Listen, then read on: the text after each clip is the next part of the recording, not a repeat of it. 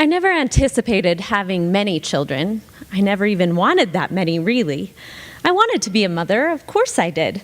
I wanted it in the same way I wanted to marry a dashing young man with a huge bank account. It was a lovely and far-off dream with fuzzy edges and a soundtrack. When the reality of motherhood came, it was nothing like that, of course. Giving birth was ugly and messy and smelly. It was the most holy pain of my life. And then there she was, this person. Before I knew it, it was time to go home. I watched a videotape circa 1984 about the dangers of shaking your baby. I signed a paper assuring them that I would not, in fact, shake my baby, and that was it. Wait, wasn't anyone going to give me a pep talk, give me a speech, give me a manual? No, they gave me a human being. According to them, I was a mom.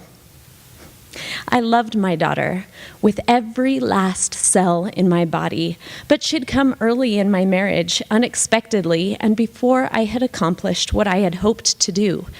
My days were now made of laundry, diapers, cooking, as if you could call my attempts cooking, and cleaning.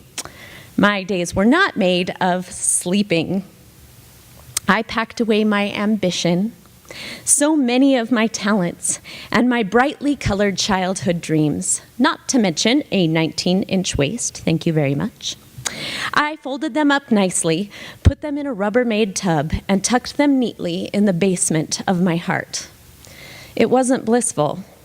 I stood alone at a second-story window, listening to the baby scream, looking at the reflection of a girl I hardly recognized. I reached out to her, my fingers connecting only with the smudged glass. For the first time, I realized that motherhood is loss. 5 frenzied years later, baby number 2 perched on my hip, I stood gripping a chain-link fence as the gate to the elementary school playground slammed shut behind my 5-year-old. The bell rang and the kindergartners all lined up to go to the classroom. We, their mothers, lined the fence in solidarity. Look back. Don't look back. Look back. Oh, don't look back, my heart cried to her. I waved and smiled, but she didn't look back. I turned and speed-walked to the car. I buckled the baby into her car seat and as fast as I could climbed into the car, letting out the loudest animal sound cry. Another loss. 5 more years pass, and I lay on a cold and sterile hospital bed, IV in my arm, ready for surgery. The nurse brought me the papers to sign, the consent to sterilization papers. Consent. Consent. They were taking my uterus out at the age of 33, and they wanted me to consent. With a heart broken, I signed. I waited for the anesthesiologist and held my husband's hand. I thought individually of the 3 lovely children at home and the fight that it was to get them here.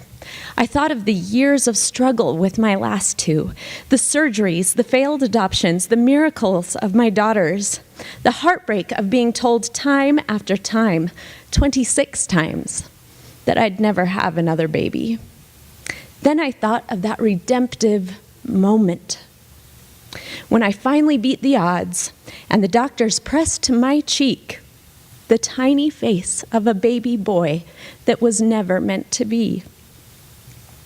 I thought of the night before this surgery, breastfeeding that little son for the last time in my life, thinking on the inextricable intertwining of joy and loss.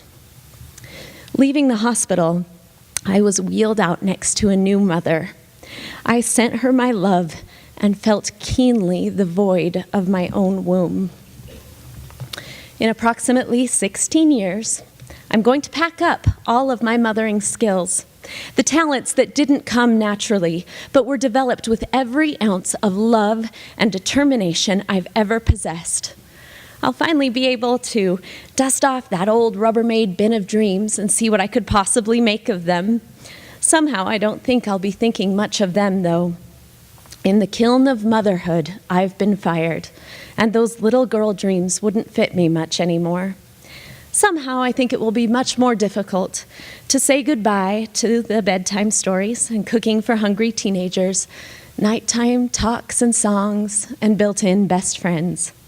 Future me will have to stand at the front door and watch my last baby, my son, drive away from his childhood and into the unknown of manhood. Look back. Don't look back, my heart will cry. And in that moment, I'll know all too well that motherhood is loss, but only as profound as our exquisite joy. Thank you.